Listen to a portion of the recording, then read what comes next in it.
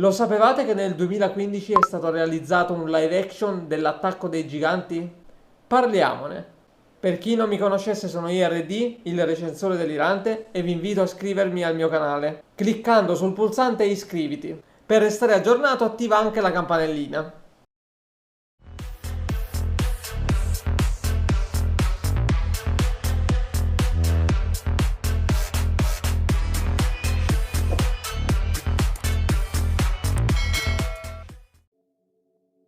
Allora, Shingeki no Kyojin, anche conosciuto come Attack on Titan o da noi l'Attacco dei Giganti, è un manga di Hajime Isayama da cui è stato tratto un anime che è diventato popolarissimo, prodotto inizialmente da Studio Wit e successivamente da Mappa. Il successo dell'anime è stato decretato non solo dalla particolarità della trama, ma anche dalla spettacolarità delle animazioni. Io personalmente mi sono molto appassionato alla serie animata, in particolare come è proseguita nelle stagioni successive alla prima. Io non sono d'accordo con chi sostiene che questa serie sia calata con le stagioni successive, anzi io penso che sia solo migliorata.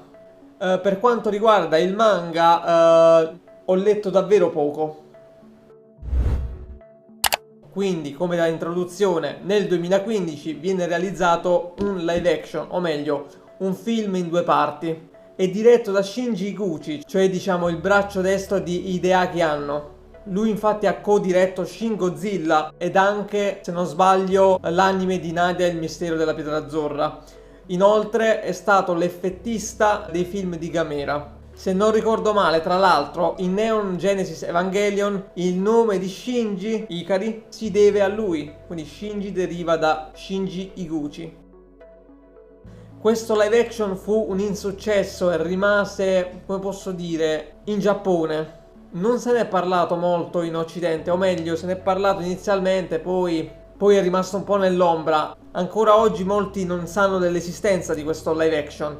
Io l'ho visto in ritardissimo, solo in questi giorni, e non che avessi aspettative perché avevo già sentito dire che non era piaciuto, ma sono rimasto molto deluso.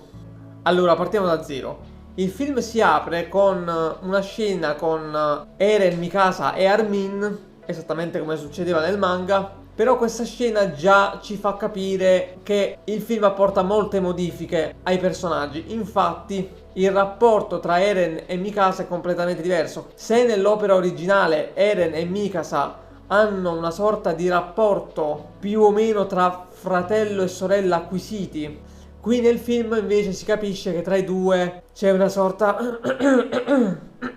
Qui nel film invece si capisce che tra i due c'è una sorta di sentimento adolescenziale che sta per esplodere. E Armin è quello lì. E non è biondo. Non è biondo. Ma poi ci arriveremo. Armin è interpretato da Kanata Hongo, che era quello lì che aveva interpretato Nishi in Guns, nel live action di Guns. Ed anche Envy nel live action di Full Metal Alchemist. Nel film possiamo vedere il personaggio di Jean, possiamo vedere Sasha, che anche qui mangia patate, si strafoca con carne e tutto il resto. E poi c'è il personaggio di Hans, interpretato da Satomi Ishihara, che sarebbe quella di Shin Godzilla. E lei è sputata al personaggio dell'anime e del manga. È veramente perfetta. Gli altri invece si differenziano molto e ora ci arriveremo. Poi c'è questo tizio qui che è forte ed è un po' robusto. Immagino sia Reiner. No. È un tizio che si chiama Sanagi. Questo qui è un personaggio originale del film e non è l'unico. Infatti qui Reiner, Bertold, Connie, Krista e compagnia non ci sono. E vengono sostituiti da altri personaggi. Ad esempio, ad un certo punto è comparso un tizio fortissimo col movimento tridimensionale, che è l'arma che nella serie i protagonisti utilizzano contro i giganti, perché è l'unica arma che permette loro di combatterli. Arriva questo tizio, io ho pensato, questo qui è Levi, gli somigliava pure un po', no? Questo sarà Levi. E invece è uno che si chiama Shikishima, e che tra l'altro dopo limona con Mikasa, ma ci arriviamo. Poi ci sono altri personaggi originali come questo Kubal, interpretato dal grandissimo Jun Kunimura, Poi c'è un altro tizio che si chiama Soda, anche quello interpretato da un attore famosissimo, e così via. E mi aveva stupito che ci fossero così tanti nomi giapponesi in un'opera che in realtà è ambientato in una sorta di Germania alternativa. I nomi infatti erano per lo più tedeschi o comunque europei. E infatti scopro che praticamente è stata una scelta stilistica di Higuchi. Lui praticamente, siccome voleva usare solo cast giapponese, ha preferito spostare il mondo di fantasia non più in una sorta di Germania alternativa, anche se non è la Germania, ma vabbè, ma bensì in una sorta di Giappone alternativo. Quindi questo è anche il motivo per cui non ci sono biondi in questo film come Armin, appunto. Vabbè, è una scelta che ci può stare in un live action. Comunque sia, quello che mi interessava vedere era appunto i giganti. Volevo vedere come li hanno fatti sti giganti. Io non mi sono guardato trailer, ho preferito guardare direttamente i film. Volevo vedere come erano i giganti.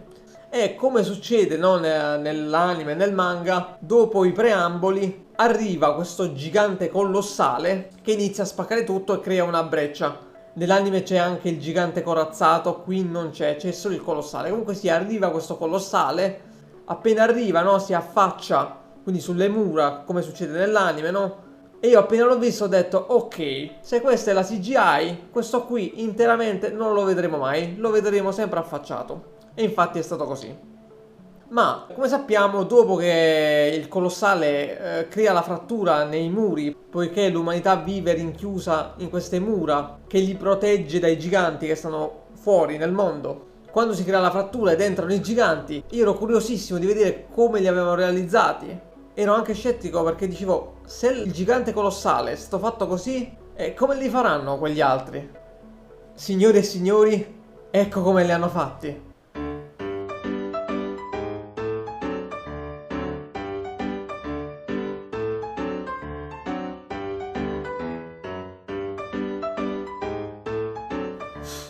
Non è CGI, sono persone truccate in costume che però sono sovrapposte in modo che sembrino giganti.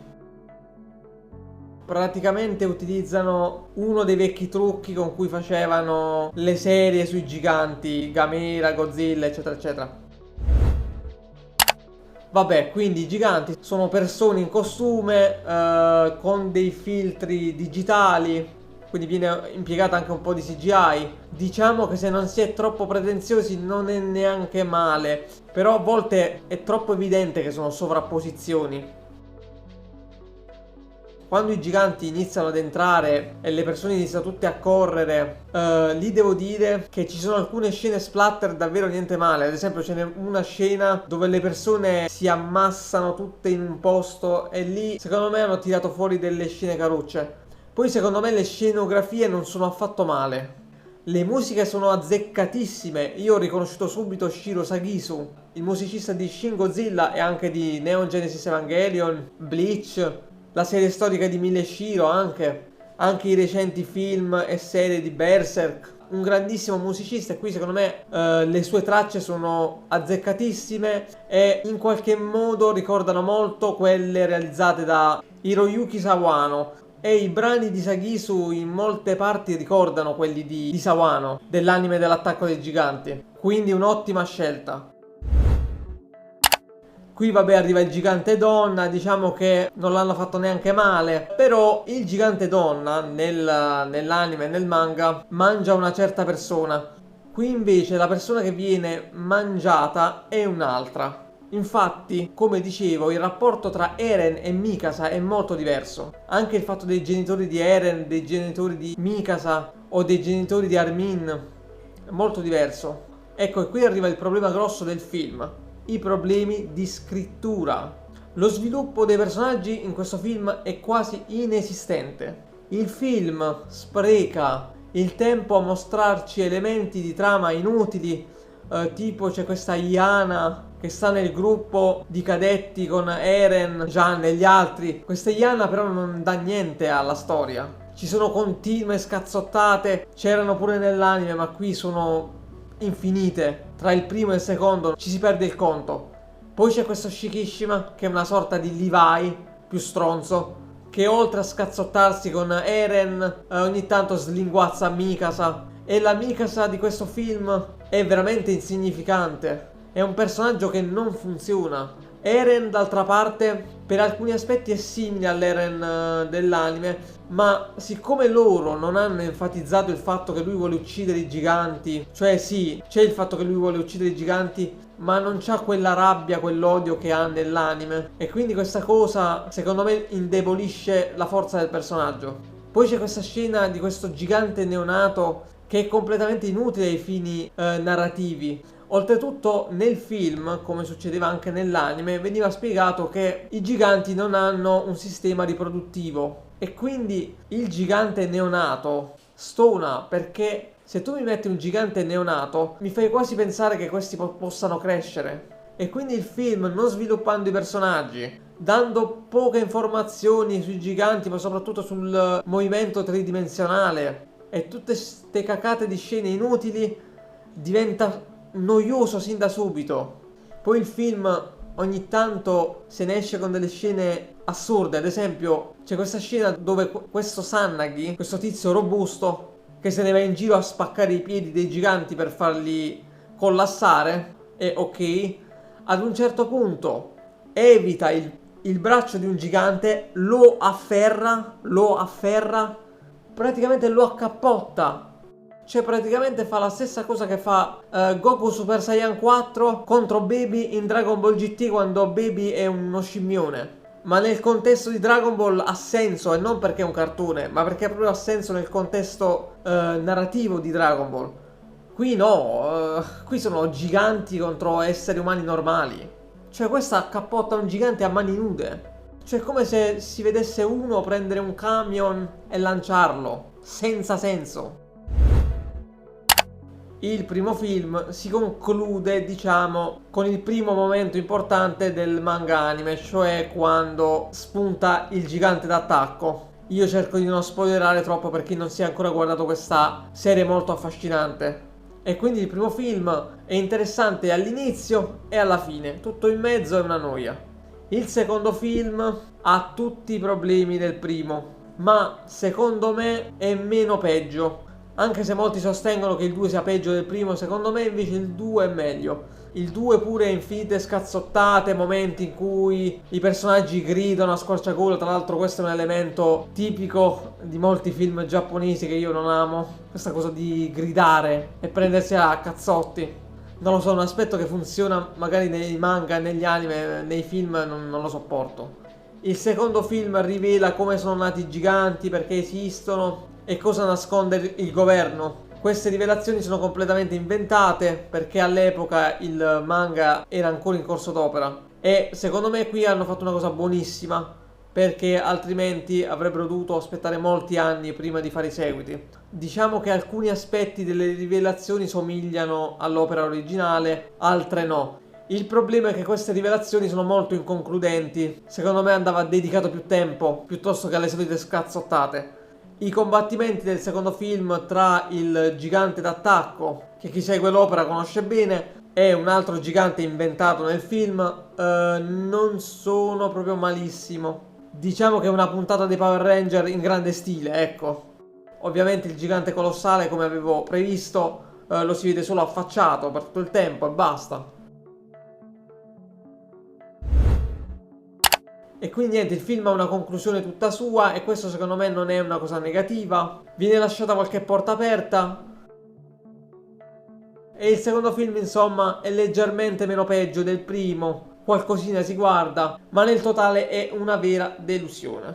Mi dispiace anche perché secondo me questo live action non è esecrabile come Dragon Ball Evolution o quello dei Cavalieri dello Zodiaco o quello di Death Note di Netflix. Perché questo è brutto, ma avrebbe potuto funzionare, e quindi è per lo più una delusione. Quindi ditemi se l'avete visto o se lo guarderete e fatemi sapere cosa ne pensate. Non dimenticate di iscrivervi al mio canale, mi piaciate e commentate, e ci vediamo al prossimo video.